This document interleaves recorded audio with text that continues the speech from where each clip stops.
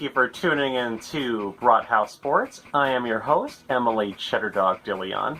And please excuse me for wearing the Milwaukee Bucks outfit that I have on today. This is actually the outfit I chose today, and is in no coincidence having to do with Jimmy Haslam or being some Haslam stan or anything. For the last, since 2005, I would like to say, I have been a Milwaukee Bucks fan. I have a very unusual selection of favorite sports teams. So please excuse me on that, and especially with me being from Wisconsin, I guess this gives me a bit more of a pass, even though I'm a Cleveland Browns fan, and I know that would probably piss me other Browns fans who are especially going to be leaning more towards being Cavs well, especially being from Ohio. So basically we're going to be starting off with this article, which I actually wanted to read in last week's show, but unfortunately couldn't due to audio issues. The Haslam Sports Group, after weeks of speculation, is going to be buying Mark Lazzary's 25% share in the Milwaukee Bucks ownership. The purchase price is $875 million and puts the Haslams halfway towards being the majority owners of the Bucks. Now, picking up where I was going to leave off with last week's episode, in other Haslam inflating his wealth news, it looks like they are also going to be pushing to build a new roofed stadium to replace First Energy. First Energy Stadium is now 24 years old and is the 10th oldest stadium in the NFL. The Haslams insist that the stadium is beyond renovatable and is quickly and poorly built and may not be affordably retrofitted with upgrades like wider concourses and a new roof.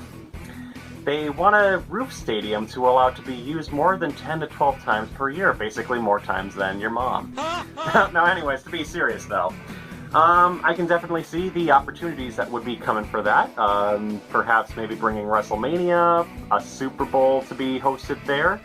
And of course, obviously, we would love to bring back the Lombardi Trophy to Cleveland, in addition to a Super Bowl. But that's pretty much what it looks like so far with that in mind. The Browns will be playing the New York Jets in the Pro Football Hall of Fame game on August 3rd at 8 p.m. This game was determined after Joe Thomas was voted first ballot in the 2023 Hall of Fame class, which, frankly enough, we already know if you watch any of my previous YouTube videos that I was more than happy about the announcement. Thomas's induction date is 2 days after the game on August 5th. The Browns will be playing 4 preseason games in 2023, and so far TV network coverage is still yet to be determined. Hopefully I'll be able to watch this Browns preseason game and not have to be isolated to just watching Packers games here in Wisconsin.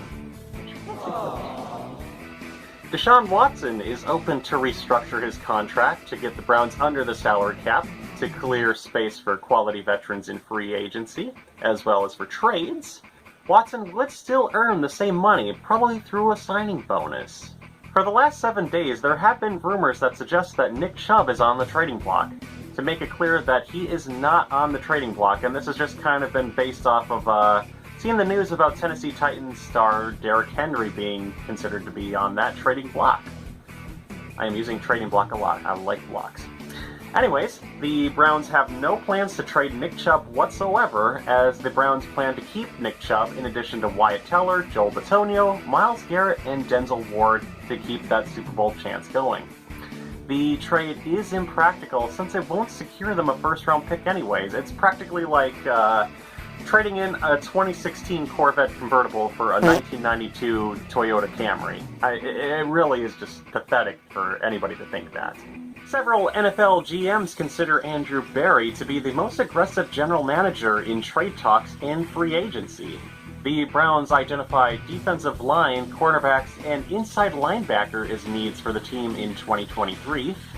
Cleveland is linked to free agents defensive end Brandon Graham and defensive tackle Fletcher Cox, who are interested in reuniting with defensive coordinator Jim Schwartz. While the Browns need to improve the defensive line and receiving core, they're looking to become a good destination for free agents. Dogs by Nature's Jared Muller quotes that veterans, either free agents or potential trade targets, are excited about playing with Deshaun Watson, Myles Garrett, Nick Chubb, and are impressed with the addition of Jim Schwartz and Bubba Vitrone. The Browns are ranked 21st in the league in their NFL Players Association's team report cards. but have made the right moves in free agency so far. And speaking of these report cards, the NFL Players Association released these team report cards, which I've said earlier, in which players can rank and commentate on areas of their team that are good, meh, crappy, and god-awful. The Browns ranked 21st in the NFL, with the biggest complaints being the small weight room taking up only 15 to 20 yards of space. The other complaint being that the locker room is also small, one of the smallest in the league. We'll learn next year if the Browns will work hard on these and be growers, not showers. Good news is that training staff and strength coaches are well liked, and it is believed that Jimmy Haslam would invest in facility improvements.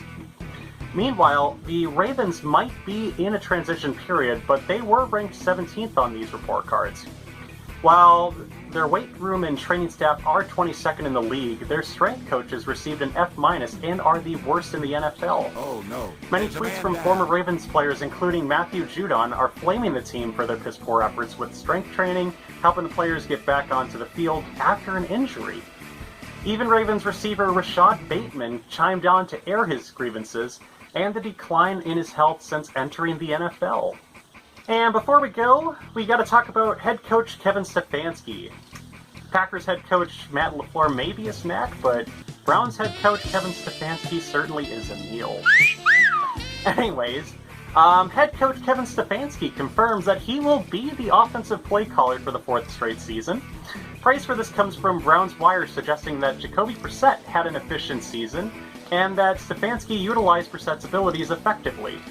And while anybody's going to be immediately blaming the coach for being in a sub-500 season again, I actually have to agree with this statement that that Stefanski's been doing good as a play caller. He's definitely that effectiveness and utilizing what you can get out of Jacoby Brissett is actually shown when you watch the game between the Browns and the Buccaneers.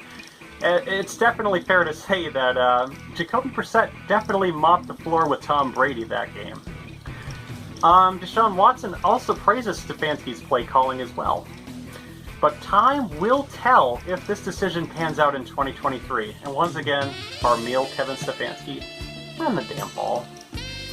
Thank you for watching Brathouse Sports. I am your host again, Emily Cheddardog DeLeon. Thank you for watching this video. Please like and subscribe, and turn on the notification bell to get more from our latest videos. And it would certainly help me out in the algorithms too. I would definitely appreciate it if I want to become the top Browns YouTuber.